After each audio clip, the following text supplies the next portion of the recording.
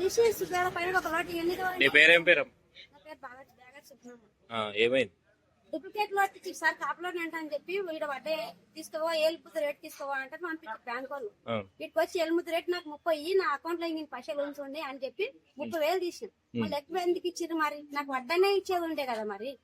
23 తారీఖు 23 తారీఖు మాతో మీటింగ్ జరిగింది. ఏ రోజు తీసుకున్నావు? శుక్రవారం రోజు తీసుకుని ఈ రోజు శుక్రవారమే కదా, ఈ సాయంత్రం తీసుకుని పొద్దున్న దాకా తిరిగిన చెల్లె పండింది సార్. నాకు చెనకాడ పండింది అందరు చుట్టుపక్కల నాదే ఉంది అసలు. ఇంకా కూడా ఉంది నా శుక్రవారం పొలం వచ్చినందుకు బయట వాడు వెళ్ళబట్టి అట్లా పోతున్నాయమ్మా. నేను కూడా ఎన్ని పైసలు వారపల్ల నేను కట్టేది ఉంది కదా, ఉన్నాయి కదా పైసలు. ఒక లోటు తీస్తే ఆ సార్ చూసి తప్పు సార్ పట్టలేదు. ఎక్కడమ్మా ఈ లోటు? పిల్లలు ఆడుకునే లోటు ఎక్కి నాకు ఇస్తున్నావు అంటే ఏమైంది సార్ అంటే చెల్లది లోటు అన్నాడు. అంటే ఇవన్నీ చెల్లయ్యా అసలు ఎగ్గిందని అంటే ఎగ్గినాయి అమ్మ అన్నాడు. 30,000 పెళ్ళింది సార్ అన్నాడు.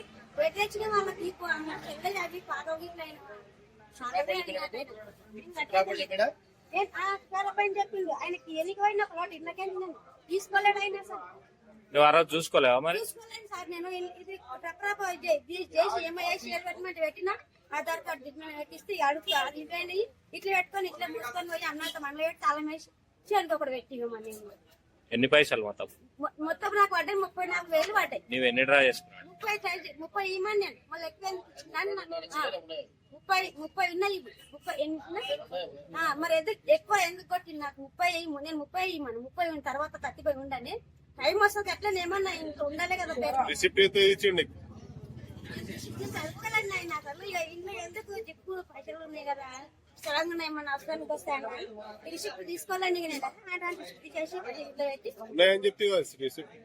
రిసిప్ట్ అదో 40,000 ఉంది. తర్వాత 60,000 ఉండే మళ్ళీ నా పేరు మీద కదా గ్యాస్ పైసలు అవి ఉంటాయి కదా. ఈ 30,000 ఉన్నాయి కదా ఉండండి బీరువలో ఇద్దరు వాడుకోమని అమ్మకు చీర వేయలేదంటే అవి 60,000 తీసుకుపోయి ఇక్కడ శుక్రవారం పంగలకి అమ్మకు చీర తీసుకొని పోయినాడు. ఆ సార్ రాసి సార్ పొమ్మనే కదా సార్